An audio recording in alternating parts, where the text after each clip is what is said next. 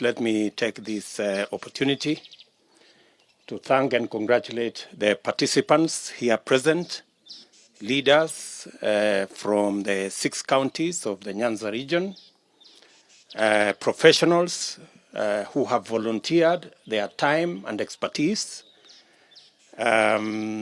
other stakeholders from different sectors who also have made their contributions in a robust, informative, and in the best way that they could. This retreat to discuss matters economy of the 6 counties is a culmination of many meetings in different places by different groups and different sectors. And what you see here is a small representation of a very robust and wide engagement of leaders and stakeholders from across the political divide and across the sectoral divide in the Nyanza region, the 6 counties in that Nyanza region.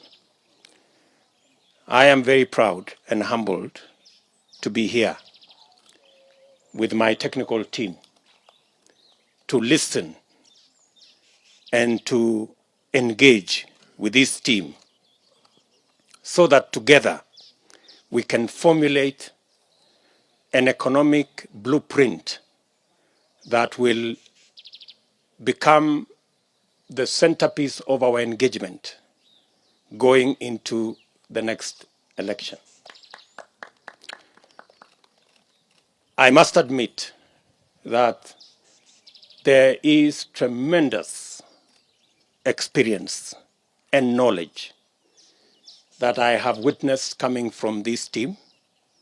There is a wealth of information that we have gathered out of this engagement, and it will significantly enrich our thoughts and the plan that we have for our country going forward. I did promise the country that we are going to change the conversation. That's roughly about a year ago. Today, I'm a very proud Kenyan that the conversation has actually changed. And that the discourse we are having today in Kenya is not about the usual politics of alliances building, of position sharing, of power sharing, that for the very first time in the history of our country, the political discourse is about the economy of our country. You may like it or not, but every leader today in Kenya has been forced to have a discussion of some sort about the economy. And I am encouraged that the people of Kenya have forced the political class to discuss about the economy. There is all shades of economy that we are now discussing. There is the textbook economy that is being pushed by some of my friends. There is another rural economy. There is all manner of economy. And from where I sit, this is the best that we can do for our country. Because we are not discussing tribal alliances. We are not discussing position sharing alliances. We are not discussing power sharing alliances. We are discussing the economy of our country. And I want to specifically thank the Hustler Nation in Kenya for insisting that they do not want to participate in a discourse about tribes and positions and power and the sharing of it, but they want to discuss the economy of our country from right at the bottom. Ladies and gentlemen, the second issue I would want to say here is listening to the leaders, stakeholders, and professionals from the Nyanza counties. I am very happy that they are making suggestions around how we can build the cotton value chain using biotech cotton seeds that hopefully will double our production, engage close to 1.3 million farmers in our country, and build a whole textile value chain that will not only create jobs, it will also create wealth and be able to put in the pockets of farmers resources. Same to do with the blue economy. How the blue economy, we can go into fishing industry on cages and making sure that we have modern infrastructure around storage, around transportation, and they have also suggested the relevant infrastructure for us to be able to achieve that. And all the other sectors that they have suggested. In a nutshell, we have agreed with this team that we need to sort out three fundamental issues as we drive this economic debate. Number one is to ensure that we invest public and private sector resources in creating or in infrastructure, whether it is physical or business infrastructure, that will create jobs for the millions of jobless young people in Kenya. At the bottom of the pyramid, we have close to 4 million jobless Kenyans.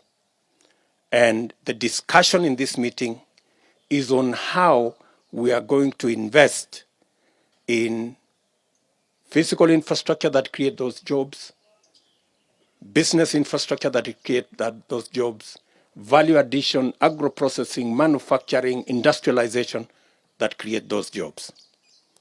Secondly, we have agreed on how we are going to increase production and productivity in the very important area in our economy of agriculture. From sugarcane to cotton to bananas to avocados to mangoes, the whole of that agricultural value chain, so that we can not only enhance productivity, we can also enhance production, so that we can improve earnings to our farmers. We have agreed with this team that we are going to look at the crops that are there now, how we can enhance their productivity and production.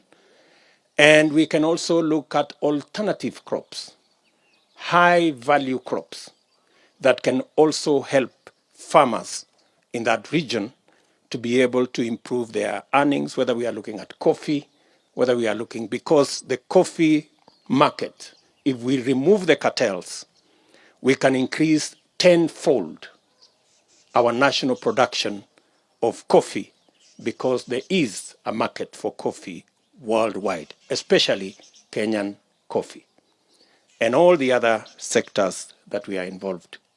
That is the second item, how to increase the productivity, how to increase production of all our farming value chains, from livestock to crops and to new high-value crops. And thirdly, we have also agreed on how to organize farmer groups, business people, people selling in our markets, the mama mbogas, the entrepreneurs, micro, small, medium enterprises, how to organize them into viable entities as SACCOs, as cooperatives, so that we can liberate them from the shackles of Shylocks and predatory lenders and be able to access credit to all those categories who today pay a disproportionate rates of interest. While corporates are paying 10%, many SMEs are paying anywhere to 1,000% per year. So we have agreed that we are going to organize the whole of that sector into viable entities, into SACCOs, into cooperatives, so that we can leverage and build capacity for enterprises at the bottom of the pyramid to be able to access credit that is reasonable, and that once organized, then it is possible to find government support or private sector support and build the necessary capacity so that we can drive out poverty at the lower level and allow the small, micro, medium enterprises to begin the journey of growing into bigger enterprises, into bigger institutions, and be able to make the hustlers at the bottom of the pyramid begin to leverage on what the interventions we are going to make to grow their enterprises. And that way, we can be able to expand at the bottom of the pyramid the number of taxpayers so that it's not the 4 or 5 million people who pay tax today.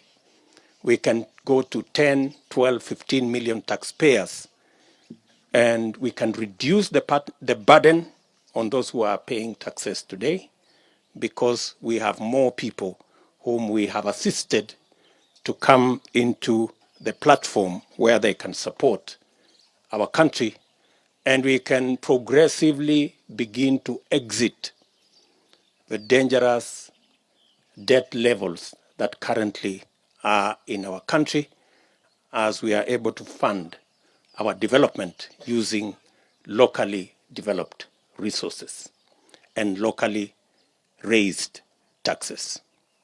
So this is a very important conversation.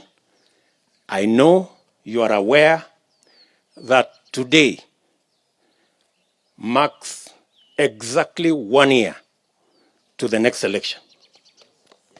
And I am very happy that on day 1 of the last year, we are discussing matters economy, that we are not discussing all the other issues. I am very proud that the conversation in Kenya has changed. I welcome all the other leaders, including my competitors, to engage the people of Kenya on this very important subject of the economy. They should not be intimidated by the fact that we have a bottom-up economic model that is superior. I encourage them to look for alternative models, and they should not waste their time trying to discredit the bottom-up economic model. They should be telling us how their trickle-down economic model is going to do better, which it has not done for the last 50 years. And talking about models, I have seen some of my competitors say, let us not make this conversation about models. But I want to tell them two things. For us to connect 8 million people to electricity in the last 9 years, we changed the connection model. For us to construct more tarmac in Kenya, we changed the construction model and came up with 3 different designs for us to build an extra 150 technical training colleges. We had to interrogate our education model. So, my friends, let us have a conversation about the economic model that will work. Don't try to run away and say this is not about models. And lastly, I don't know why people are confident or are comfortable with us discussing models of governance, whether it is presidential, parliamentary, or hybrid. But when we come to a discussion about an economic model, you want to tell us models are not important. My friends, models are important. Let's have a discussion about which model will pull our country from the place where we are, where we have 4 million people without jobs or underemployed, where we have 6 million Kenyans who are struggling business people and require support, and where we have close to another 6 million people in our farms who are on food relief. It is that situation that we must correct. And we can only correct that situation by having a conversation around our economy. And it is my considered view that a discussion about the economy will never suffice until we are discussing a bottom-up economic model that will lift the millions at the bottom and begin to journey them to the middle, build a bigger middle class, and be able to create a nation where nobody is left behind and the majority, if not all, have a chance to be the best they can in our country. Thank you very much.